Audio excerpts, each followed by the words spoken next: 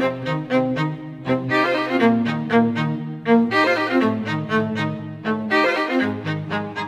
my name is Elisa Vischer. I'm a writer for Yale Scientific Magazine, and I'm here to talk about severe combined immunodeficiency disease with Professor Eric Meffre of the Department of Immunobiology.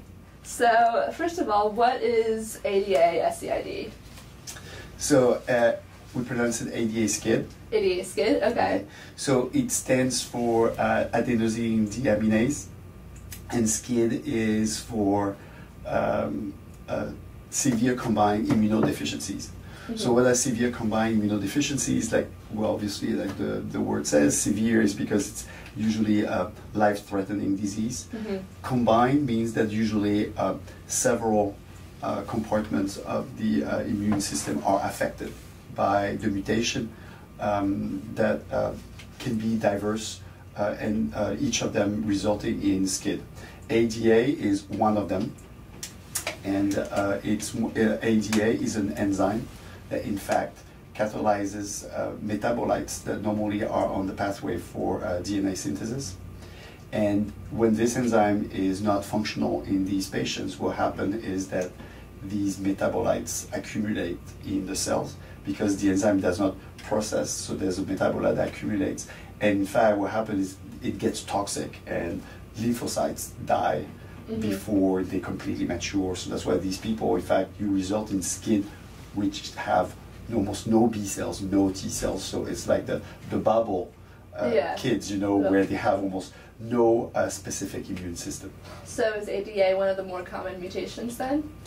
It's one of the most common for the SCID. For the SCID disease, but it's a very, very rare mutation. Yeah. You know, it's like these diseases are extremely rare.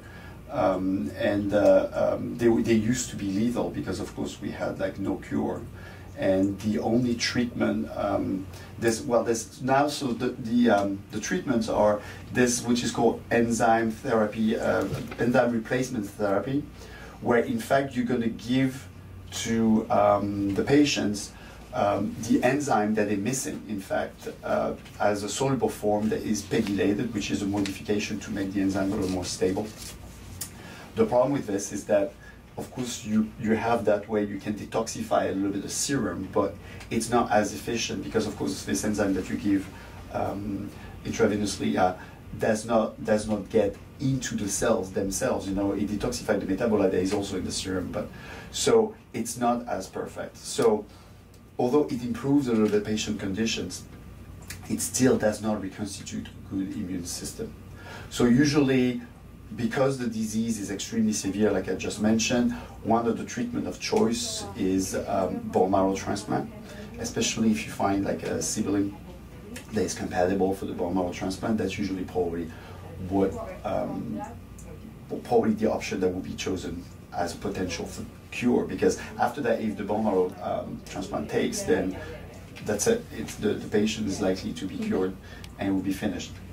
However, you don't always have, like, you know, family or siblings that are compatible, and in some cases, so bone marrow transplant is not an option either.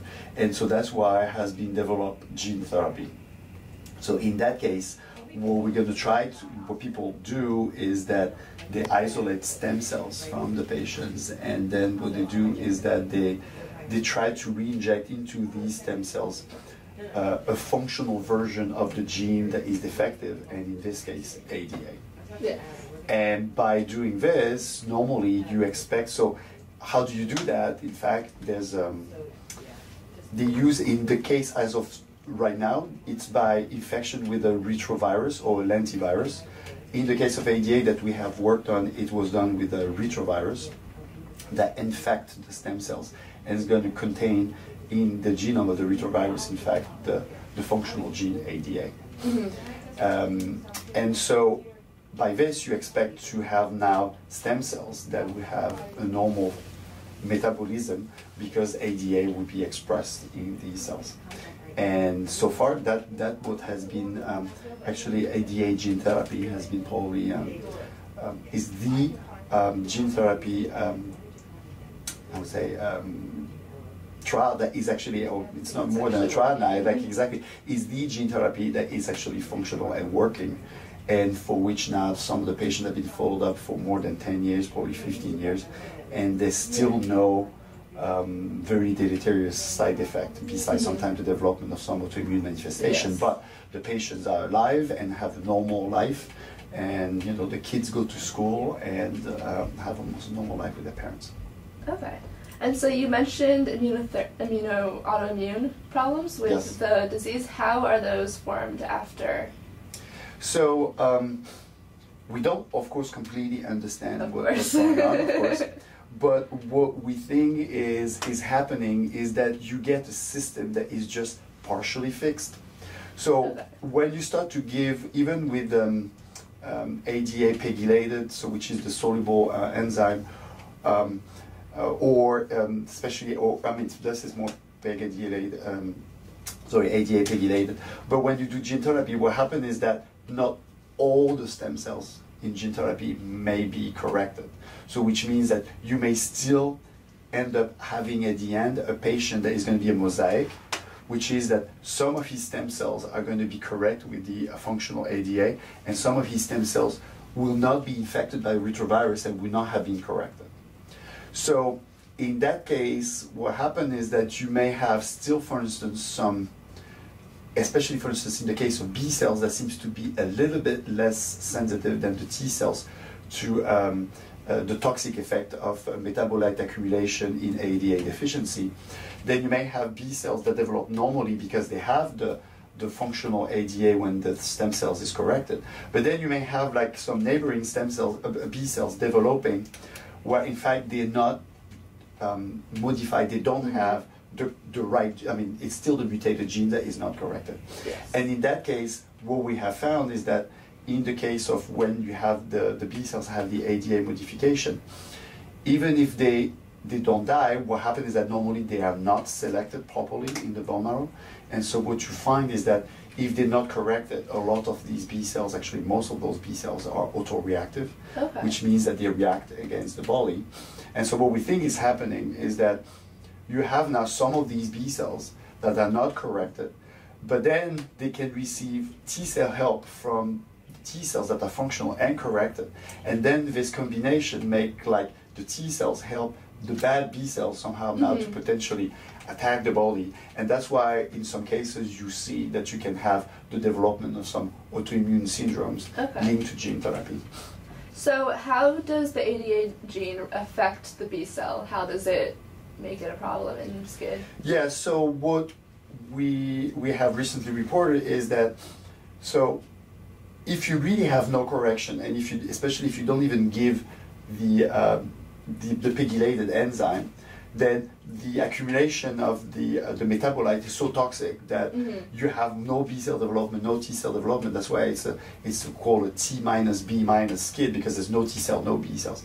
Now, when you start to give the pegylated enzyme, the soluble enzyme at the beginning, which is the first thing that you would do to try to rescue a little bit the severe phenotype of and the medical condition of these patients, you start to see that you detoxify a little bit the serum from all the metabolites, and then you see that with less, in fact, probably some of the metabolite probably exit outside the cells from the whole body, and this time you start to get a little bit less toxicity, obviously, because you detoxify, if you want, a little bit with the accumulation of this metabolite, and then you start to see emerging a little bit some B cells, some T cells, not very much, but still you see a little bit. And this, in that case, then you're going to say, okay, some now make it because it's not as toxic. But what we have found is that when they do that, all the B cells in that case, mostly, I mean, the big majority of the B cells that exit now the bone marrow, this time they're almost all autoreactive.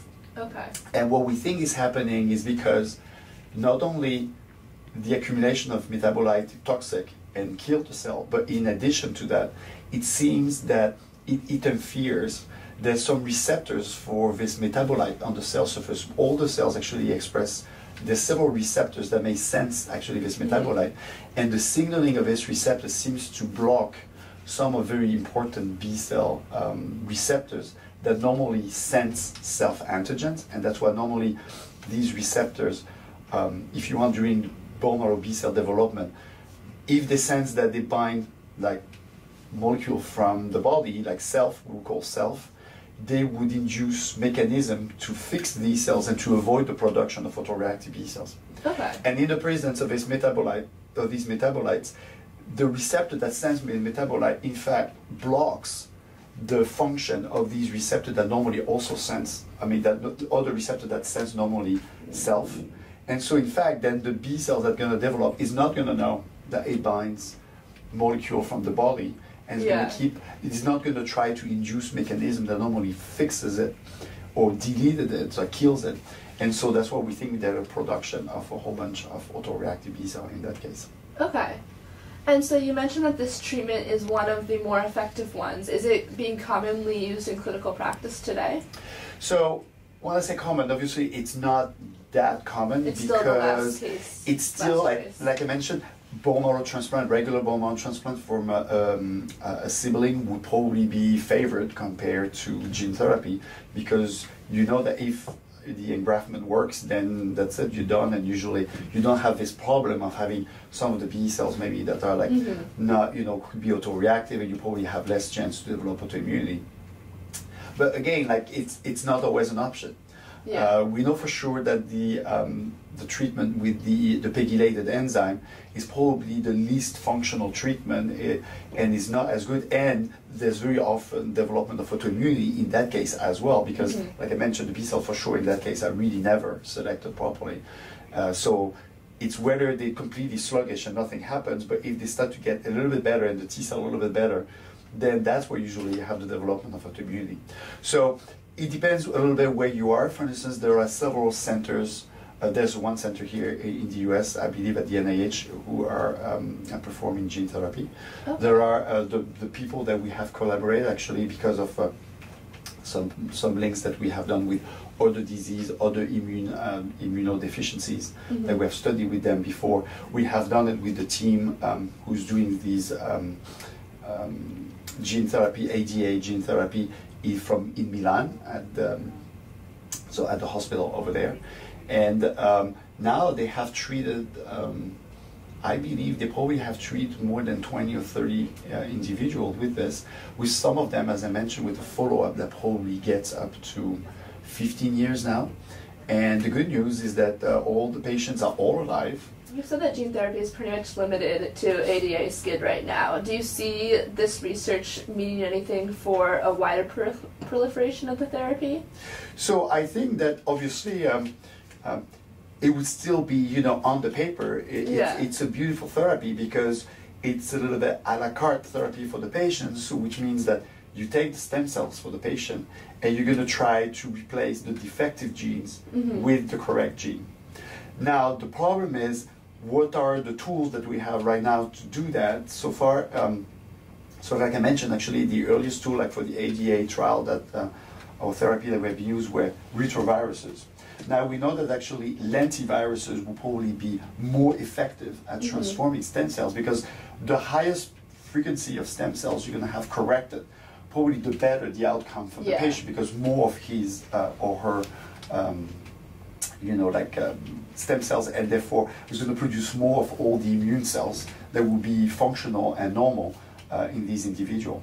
Now the problem is, how do you manage? Right now what happens is that when the virus infects the stem cells, the gene of this virus is going to insert somewhere in the genome. And so depending where it inserts, you can land in regions that are very active, and in that case it will be produced a lot. And that's what probably happened in some of the patient, fortunately, that was for the common gamma chain SCID patient that had developed lymphoma. It's probably landed in a region that was extremely well transcribed and almost too much. So now the perfect scenario would be to control where you're going to make the retrovirus land the functional genes. And of course, the best choice would be if you can manage almost to make it land exactly where the defective genes is. Exactly, because if you make it land exactly at the right place, then the regions that control the expression of that gene will be are exactly at normal. And in that case, you would expect that you will have perfect correction. So there are some strategies that try to target this, but right now it's definitely not functional. Yeah, and so without that technology, it can't really be applied to other diseases. So, I mean, perhaps it may be applied to some of them. Let's say that for sure for the common gamma chain, you would not be, Yeah, you would it's not not want to gonna try to happen. do that. But perhaps there's others, you know, like you have to realize that maybe we still don't know all the mutation that cause skin disease. You almost have, we discover now with the whole genome sequencing and other techniques, there's probably now every year you have several genes, perhaps not just for skin but for primary immunodeficiencies that are like, you know, probably 4 or 5 every year now start to, we have new genes that we learn are responsible for the development of this disease. With the more use probably of genome, whole genome sequencing, we'll probably identify even more in the future. So we're probably going to be able to map a lot of these very soon. Okay. And perhaps gene therapy might apply to others.